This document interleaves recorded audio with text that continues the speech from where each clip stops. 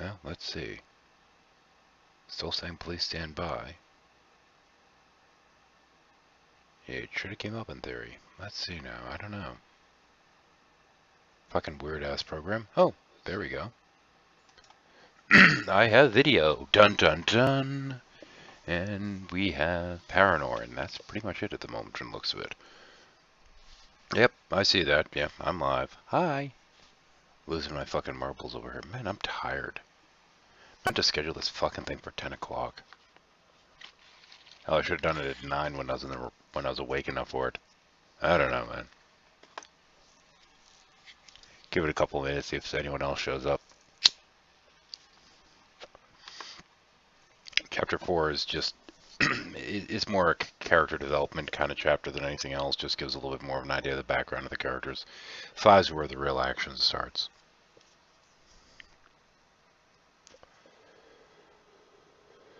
Yeah, I could do it a little bit earlier, I don't know. But, dude, no. Sundays is like, every other Sunday at least, there's like shit tons of shows on. You know, Magic Sandwich and every other fucking thing. Sundays are busy as hell on here, usually. Now, granted, the first one of these, chapter 1 got like, I don't know, like only like 50 views. But the second one got like 25. I'm like, holy crap, man. How long is 4 compared to 5? 4's like 16. 5's huge. I've got 5 actually. I've got that set aside. That was one that I did on the old channel. That's what I was sitting there grinding my computer down to a nub trying to get it back out there. I was trying to actually recompile 5 from the way I'd had it years ago because there's a very strong visualization element into it because there's a lot of action that's going on. So I actually had an old version of the basically little battle port and all this other weird crap that I'd been working on when I was initially messing with this. Because, mind you, this story is one that I started throwing together back in 2012, and I got to like the 8th chapter and then just kind of said, yeah, screw it for now. So this thing's been sitting on my computer for a while. This is kind of a throwaway story on a lot of levels. As I said, this is really more about working on the cognitive development thing. And the funny thing is what got me to actually stop working on it is I went to a couple sites and went to see about posting it to try and popularize it. I'd put it up initially on my Freelance Vigilante channel, and I deleted them a while afterwards. But the problem was people were like, oh, well, this is something that'd probably be great for furries. I'm like, the fuck? I mean, my view in terms of science fiction is that it's always fun to examine, other potential alien, other theoretical alien cultures and this kind of stuff. And I always thought that it was a kind of cool idea. But a lot of people, both in terms of the publishing companies and Hollywood and what have you, seem to think that your stories really need to have the human anchor somewhere in them. And I didn't really necessarily think that that was the case. But I certainly did see a lot of that. People with this notion that, without the human element in there, without that one human character, then nobody else is going to watch it. Yeah, fucking furries. But to me, the idea was that it was a little bit of a sellout piece because, cats. So I figured you get the cat lovers, and he ends up becoming the pirate captain and all this stuff. So you have the pirate people and the cat people. I mean, the whole idea behind this was to make a massive sellout piece, just basically because I was pissed off with the publishing industry at the time. Now, granted, there's this one here that they're all feeling, but the other one I started working on around about the same time actually has ones that are, well, let's just say they're squid heads, and that was going to be the one I was going to actually have a lot more fun with on some levels for myself personally, but after my friend had passed, I decided to work on Star Chaser first. And then I realized that there was some really crappy sci-fi TV show called Star Chaser, and I'm like, maybe I should rename it, but I'd already kind of gone with that for being the clan name, so I ended up just staying with it. Now, the punchline is that there are people that are going to go, oh, he's using the wrong tail. No, they're tigers. It's a tail, you retard. And actually, when I went to do some workshopping of this through the Bane publication, I was scolded for misspelling tail, and I'm like, no, it's a play on words, you idiot. Edith Mayer is over there, which is in charge of their short story division, really doesn't seem to get it on a lot of levels, which is kind of interesting. And I recently read an article talking about that apparently somebody named Edith Mayer has died at ripe old age, and I'm hoping it's her, but I mean, never mind. I may or may not be. Anyway, who's our second viewer? Hello, how are you doing tonight? Or is that showing me? I don't fucking know. Give it a couple more minutes and try and clear my head a little bit more. Kind of a, yeah, play on words and they missed it, yeah. This woman is not the brightest, or, well, yeah, she's not the sharpest tool in the shed, to say the least. Well, we got 2 viewers. That's probably half of yesterday. And one of those viewers may or may not be me. I could ever be sure with this. So I might be saying hi to myself. I don't know. Well, I'll spin my wheels for a few more minutes before potentially getting started here. Kind of the downside of doing this is that I end up sitting here there staring at the screen and talking to myself a lot. A little odd, but fuck it. Everyone has a Jerry Farwell to their Hitchens. Yeah, I suppose so, in a manner of speaking. Let's see now. Yeah, there is that, I suppose. And as I said, 4 isn't exactly one of the bigger chapters. I mean, it's a chapter, but yeah, as I said, you know, it's a character development thing. I might have you pre-screen 5 to see if it's even worth trying to salvage it in its original form. I actually, granted, I already did technically salvage it. I spent a good portion of the day trying to do just that. Sucked up almost all my processor power trying to just compile the fucking thing. The reason why I never finished doing it the way that I was working on it back then was because I literally didn't have the memory to finish the compile, because there's so much different shit in it when you're dealing with 5. Oh, we are on river crossing. I can turn that one off. A bridge, yeah. Actually, in this case, they need to get across, but yeah, it's really about the teamwork and getting across. And yeah, the other viewer that keeps popping in and popping out, I don't know what the hell's up with that. So yeah, not one of my regular hangouts, not a shuffle, guys. Yeah, I noticed that. Well, fuck it. Guess I'm reading it to one person tonight. Hell with this shit. If I can get these screens organized here. Okay, there we go. And fuck it, we got 2 viewers. I guess we'll get started anyway, even if the other one is silent in the comments. Hello, viewer number 2. Yeah, I don't know if this shit's gonna catch on or not. I don't know, man. Yeah, they do suck. Now, let's get started here. And of course, in the description is the first couple chapters. If you've missed them, feel free to go and watch them. I mean, that's kind of the thing is when you're going in at chapter 4, you know. Oh, hey, Sci-Fi Jory, how's it going? Well, fuck it. Let's get this show on the road. Each of their tasks seemed simple enough. Jarm worked to build a fire while Miyako hunted for food. Ulrich and Arrow worked together to uproot trees, which were from 5 to 8 inches in diameter, and brought them to the shoreline. Faru's job was to strip the branches from the trees. The task which Korak had set for himself was to find small boulders, carry them down to the river, and throw them in. He tried his best to create a staggered line of boulders, reaching as far across the river as he could. There weren't many good rocks which would stand high enough to reach beyond the surface of the water. After about a dozen tree trunks had been gathered and stripped, Korak was ready to proceed to the next part of his plan. Korak helped position the end of the small tree while Ulrich and Eru moved it toward the river. After it was extended as far as they could safely position it, they lowered it into the water. The boulders which Korak had thrown in the river held the logs in place. After half of the trees were in position, they gathered up the branches from which Faru had stripped from the trees and threw them into the river, upstream from the trees so they would float onto the makeshift dam. The rest of the trees were lowered onto the top of the branches. Korak pushed and pulled on the base of each tree trunk, which rested just on the edge of the embankment. "We need more," Korak said. "It must be stronger."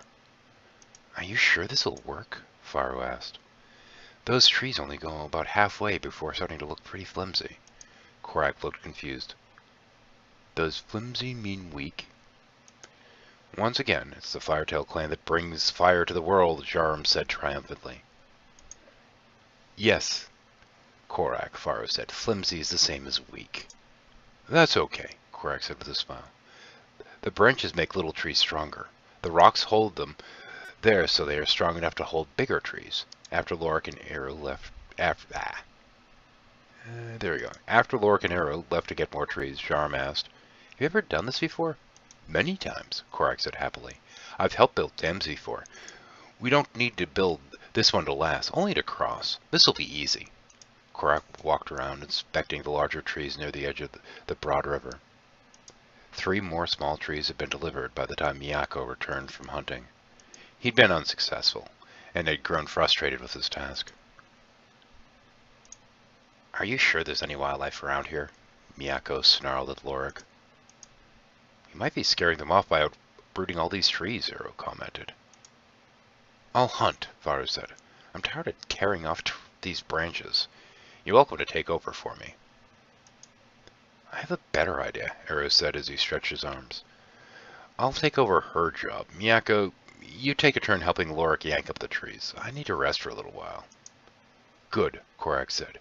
"When you're done resting, you can help me push over the big trees." This is an awful lot of work for a 30-foot river crossing," Arrow complained. "It's not even that deep. We could wade across if the rules allowed it." "I could make it across," Jarum said with a smirk. "Be thankful you have something to do. I'm stuck tending the fire." "If you're that bored, you can go hunting too," Arrow said. "Just make sure there's enough wood in the fire to keep it going for a while before you leave." Long before Jarum had vanished into the woods, leaving Korak and Arrow... before long, rather. Jarum had vanished into the woods, leaving Korak and Arrow alone together on the riverbank. "How'd you learn to do this?" Arrow asked. "Not every clan is like Silver Claw, Shadowfang, and Starchaser," Korak said with a faint hint of hostility in his voice. "My clan is closer to the ground. When the rainy season comes, while your people are high above the clouds, my people must build strong dams to keep the water out. Every year I go and help fight the waters back. The Council of Highborn could fix things so the waters would stop coming, but they don't care about us." "I don't know," Arrow started. "If you talk more, it'll upset me," Korak said angrily. "I will go get some trees now. I don't like to think too much. I like to work." Arrow sat alone on the embankment. He'd been raised to uphold strict loyalty to his clan and elders. He'd never been permitted the luxury of questioning their methods or motives. Some of the remarks made by his teammates had troubled him. At first he considered them to be anti-government, yet they seemed more ambivalent than hostile towards the council. Each of them seemed to have their own issues with their culture. The needs of the Bone River clan have long been ignored, leaving Korak to struggle against the elements. The Firetail clan was looked down on, even though Jarum's clan was one of the oldest and wisest among them.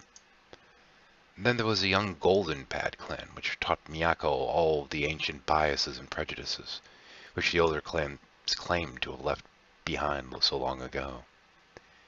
Eru sighed heavily. His clan hadn't moved beyond the preconceived notions of their forefathers. Instead, they'd merely become more ignorant about their own station. More arrogant about their own station in society.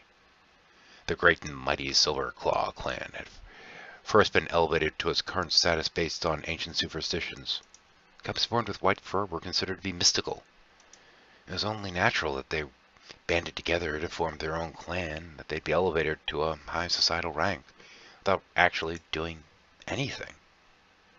His clan had been held in high esteem without ever earning it. Yet they'd look down on others who worked so hard for a modicum of respect. They'd even been given a seat in the council merely due to the color of their fur. The only Karzan to openly oppose the council had also been from his clan. The elders of his clan had swiftly moved to try to discredit her and banish her, but she'd already turned her back on us. Karu had left the Silver Claw clan and joined the Starchaser clan long ago. He never would have expected to meet the child of the honorable yet infamous Karu. Lorik certainly was a strange one, but he wasn't the sort of deviant which Arrow would have expected. Then again, none of his companions had turned out to be quite what he would have expected. Each of them was noble and capable in their own ways. But they would have to struggle for years to reach the status he'd been given merely for the whiteness of his fur. His perception had already changed dramatically during the short time he'd been away from his clan. He'd come to see his supposed birthright was merely the justification for the preferential treatment which his clan receives. "Where is everyone?" Faro asked as she strode into the small clearing. "They're all busy," Eru grumbled while staring across the river. "I'm just waiting for more trees." Faru studied him briefly. He hadn't even paused to glance over at her. His shoulders were slumped, and none of his usual pride was evident in his posture. His tail rested on the ground listlessly, and his ears were out to the side and drooped slightly at the tips. "What's wrong?" Faro asked. She tried to sound concerned and compassionate, but her annoyance revealed by her words was unmistakable. "It's not important," Eru mumbled. "That's good," Faro teased. "Then you'd have plenty of time to help me over here." "With what?" Eru asked with disinterest. "Helping me find a way to skin these cavils," Faro snickered. "You've already found food?" Eru said with a start as he turned to face her. Faro was standing near the fire holding a crude pointed spear from which hung 5 small tree-climbing marsupials. They had been killed cleanly before being skewered. "That was quick," Eru said with surprise. "Miyako had a hard time finding anything." "There's plenty to eat around here," Faro said with a flick of her tail. "I think Miyako's standards are just a bit too high. I wouldn't have expected him to be that picky." "Cobble may not be the most appetizing creature on the planet," Eru said with a smile, "but at least they're edible." "I'm not going to just hold these all day," Faro grumbled as she thrust the pole into Eru's hands. She snapped 2 branches from a nearby tree and broke them down further until she had 2 Y-shaped sections. She drove the stick into the ground, then rested her skewer across the sticks. "If you cook it like that," Eru said with his nose wrinkled slightly, "it'll end up tasting like burnt fur." Faro looked at him whimsically and asked, "Do you really know how to cook? I didn't think they taught such menial tasks to the mighty Silver clans." "That's not fair," Eru said, then fell silent, as Miyako, Lorik, and Korak burst into the clearing carrying a massive bundle of the trees.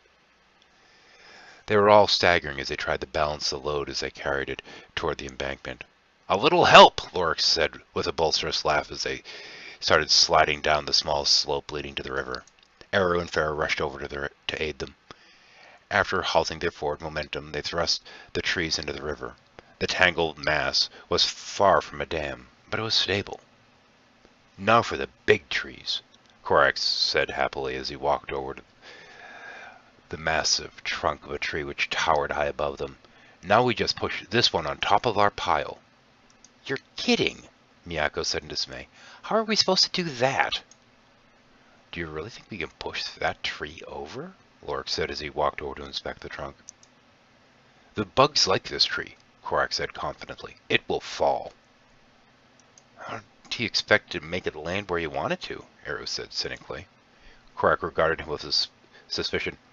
"Are you testing me, or do you not know?" "How would I know about something like that?" Eru scoffed.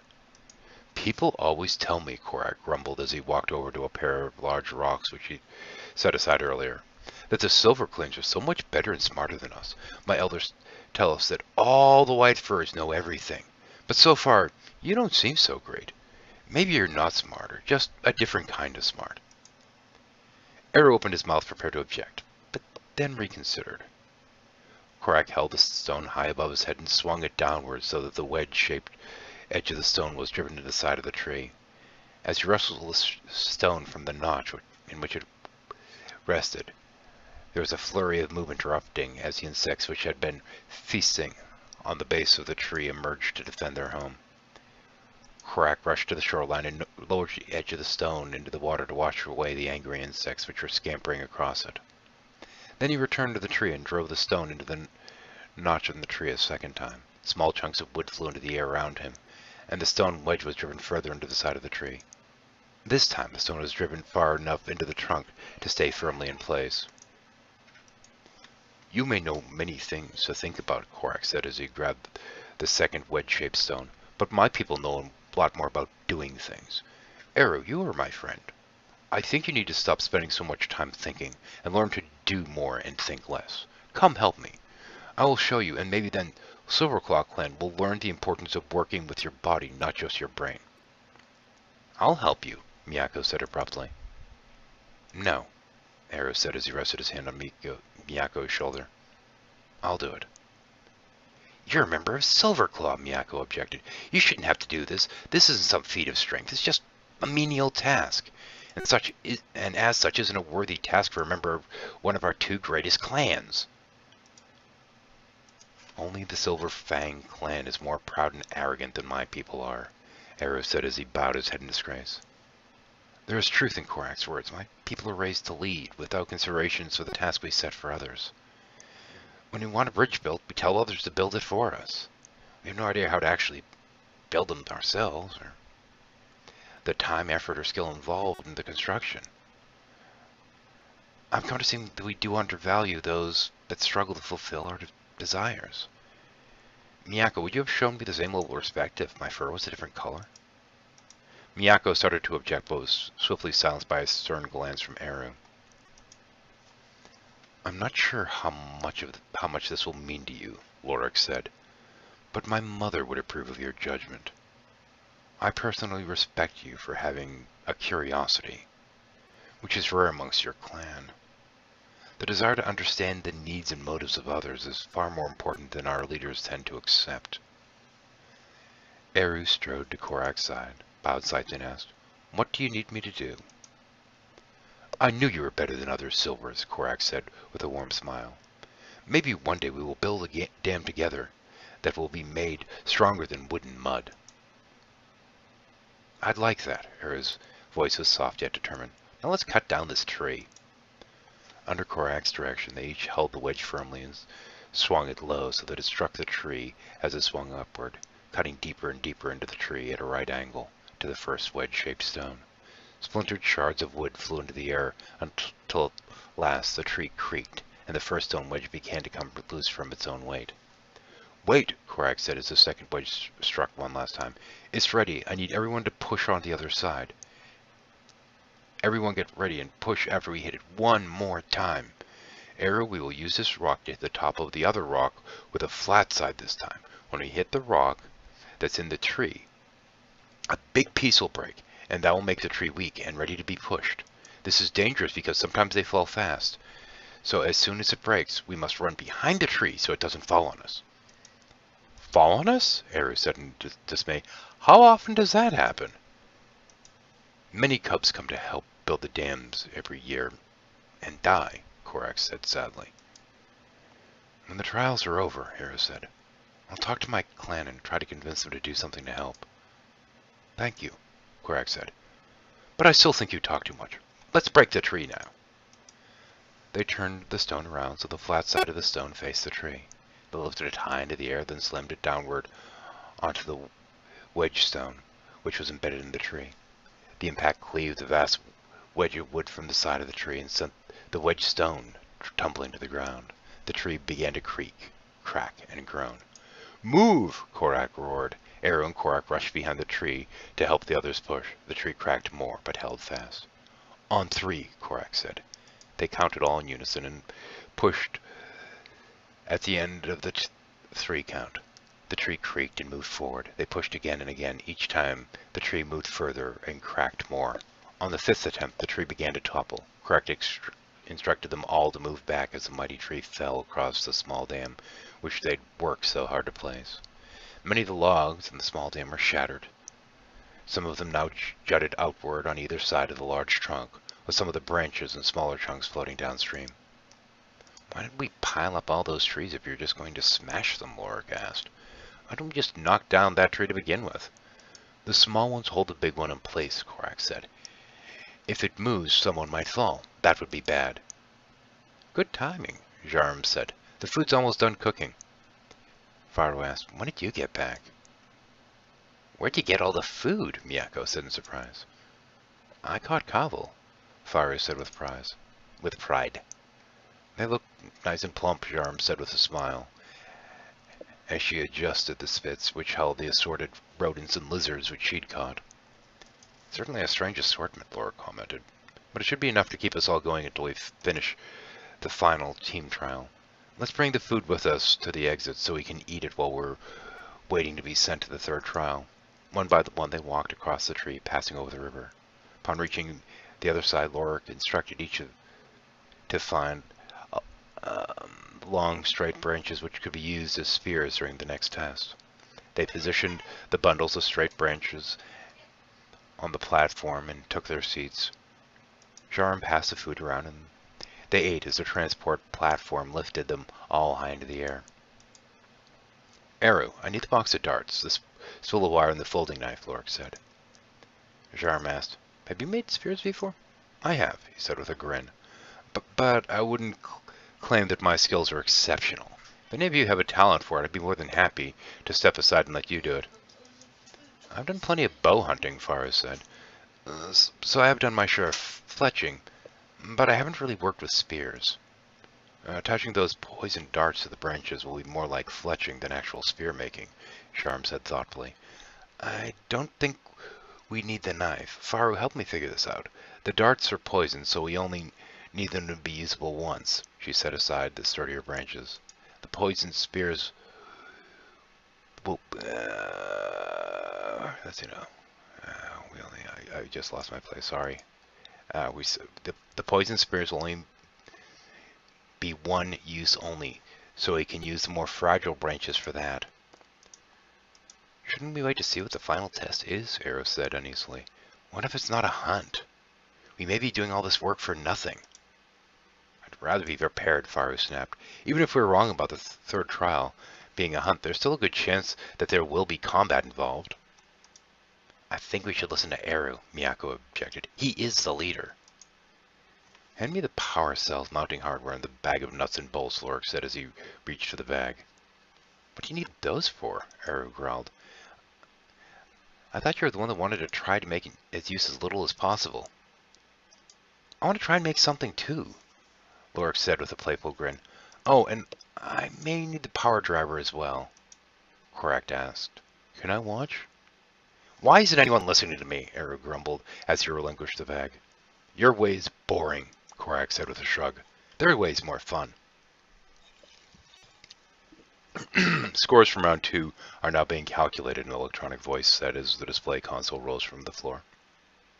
I give up, Eru said with a chuckle. He dropped the bag onto the floor as he walked over to watch the console. I know it's the trial of adulthood, Lork said as he sorted through the varied pieces of mounting hardware. But that doesn't mean you're not allowed to be a kid sometimes. The trial will determine our role in society, Eru said emphatically. That's part of the problem, Jarm said as she unraveled the wire into equal lengths. We aren't allowed to have dreams and follow them where they end. We're tested and then assigned some station in life. If we're lucky, we'll have a few choices, but they're still limited.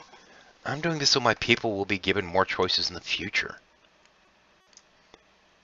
I'll need 4 short lengths of wire, Lork said as he selected 2 sturdy poles from the pile the girls weren't using. How long? Jarm asked. Not more than 6 inches each, Lork said after a moment of consideration. Can I help anyone? Korak said with childish glee. You can help me, Faru said as she cut thin notches into the ends of one of the poles. Start taking darts and hand them to me one at a time. Just be careful not to get pricked. I'll be careful, Korak assured her. We got full points for stage 2, Eru said excitedly, and 3 bonus points for Jarm's participation. Give my points to Korak, she said with disinterest as she passed Lork 4 lengths of wire. It's still tallying the bonus points, Eru said, and then sighed. It may take a while, Lork said, as he bolted 2 mounting brackets onto one of the spears with the metal tips pointing forward from the tip. What are you making? Miyako asked Lork. Electric spears, Lork said with a cruel grin. Those power shells should pack a pretty good punch. Miyako watched as Lork fastened down the power cells and screwed them onto the wooden handle using rounded mountings. Miyako asked, Can I make one? Sure, Lork said with a faint chuckle. I'll show you how to make one as soon as I'm done connecting these wires. Will you need more wire? Miyako asked Lork. 2 more pieces, if you don't mind, Lork said to Charm before turning his attention to Miyako. And 1 more pole. Miyako picked through the remaining branches for a sturdy rod of his own. Charm, I need wrapping help, Faru said as she pushed the final dart into place at the tip of her first poison sphere. Charm handed the extra wires to Lork and said, Faru, I'll take care of wrapping the tips to hold the darts in place. Just hand me the pole and get the next one ready to be bound. Korak asked. Could I have a special stick of my own? We'll figure that out once we're done with these, Lork said as he began to walk Miyako through making a shock sphere. We all have weapons, Faru soothed, but there aren't enough power cells to make power spheres for everyone. We only have enough darts for about 6 poison spheres, and I plan to split them with Charm. We're the fastest and most agile, so we're more likely to get in a good hit with them. No offense, Charm said playfully, but you boys are way too slow. I may not be fast, Korax said, but I'm strongest. I said be careful, Faru scolded as Korak almost struck the boxes of needles as he spoke. Sorry, Korak said sheepishly. Don't worry, Korak, Lork said. We'll use the biggest, sturdiest branch for your weapon. That way we can make the best use of that strength of yours. You do know there's a pair of telescoping spears in the bag, Eru said irritably. We'll be using those as our backup weapons, Faru said. Once Jaram and I have... Faru said. Once Jaram and I have used our poison spears, we'll need something else to fight with. Luckily, they're adjustable, Jaram said as she started lashing down the darts on another sphere. I couldn't use one of those telescoping spears if it was at full extension. Miyako and Lork finished making their electrified spears and waited for the girls to finish with their poison spheres. The bonus points are being awarded now, Eru said, and it looks like we may get the full bonus points. The others muttered their approval as they all set to work trying to fasten weapons together for Korak. I guess I'll just give the points to the big guy again, Eru said with mild annoyance. That's fine by me, Jaram said. Me too, Faru said dismissively. You're all going to just ignore me, Eru growled. I should just give the points to myself. Then we'd have to kill you, Lork said with a sly grin as he took one of the pry bars from Miyako and handed it to Faru. I'm worried about the wood breaking, Jaram cautioned. That's why I'm securing it with the last of the wire before we attach the brackets, Faru said. Do we have enough brackets left? Miyako asked as he rummaged through the bag. We need 1 for the top to hold the length of the pry bars together and 2 to secure the bottom of the pole. Eru sighed deeply. You could offer to help instead of sitting there moping, Faru scolded as she finished wrapping the wire on the head of the sphere. I don't believe you're putting both of our pry bars on the top of that thing, Eru snickered. Is it a weapon or a giant back scratcher? It's no back scratcher, Lork said, as he took the staff from Faru and started pounding the remaining brackets into the proper shape using the butt of the folding knife. I've got to see this, Eru said, with both annoyance and curiosity. Yes, join us, Faru said and then giggled. One of us, Jarm chanted. One of us! The others joined in the chant as Eru walked over to take a look at the strange weapon which they were building for Korak. The hooked end of the pry bars jutted out from the side of the sphere. The wire had been used to secure them firmly into the slots which Faru had carved into the wood. The bar had already been bound together with a round mounting bracket, and Lork was busy adjusting the last of the brackets to finish securing it in place. That's a 2-foot spearhead, Eru said in surprise. That's a serious weapon. But are you sure the head'll hold? That was my concern, Jarm said irritably. If you cut some wood from the scraps, you may be able to strengthen the top of the shaft, Eru said thoughtfully. You're still making it like a sphere, but with that much weight at the top, you should consider making it more like a polearm. I'm folding the top of the brackets over the bars, then down the length of the pole as far as I can, Lork explained. These screws aren't really long enough to secure more wood at the top. Well, Jarm said with a sigh, it's about as sturdy as the rest of these weapons. All we can do is hope they hold up in combat. The display console beeped. The electronic voice said, The mission briefing for the third trial will commence momentarily. If it is a combat mission, Meru said uneasily, is there anything in your arsenal for me to use? We made an extra static spear, Lorik said. Miyako laughed. You really need to decide what to call them, Lorik shrugged. Well, I'll decide on a permanent name after I see how well they actually work in combat. The transit platform began moving into the final testing area. 4 other platforms began moving toward them. We're orange team, Lorik said. Do you see the stripes on the side of the other platforms? Those are our color designations for the trial. It looks like we're going to be a 5-team competition. That seems a little excessive for hunting some dumb animal, but these weapons should give us a major advantage. This year, the electronic voice said, the final team challenge will be a 1-hour battle of strength and will. Each team will have a safe zone designated by a barrier field. Anyone who enters another team's safe zone will be disqualified. The objective is to hold the stone platform at the center of the trial area as long as possible. Teams shall be penalized for each player who is disqualified. Points are to be awarded based upon the length of time a team is able to hold the platform. This task must be completed by use of brute force. No traps or weapons will be allowed. I told you to wait, Hero said as the others all complained angrily.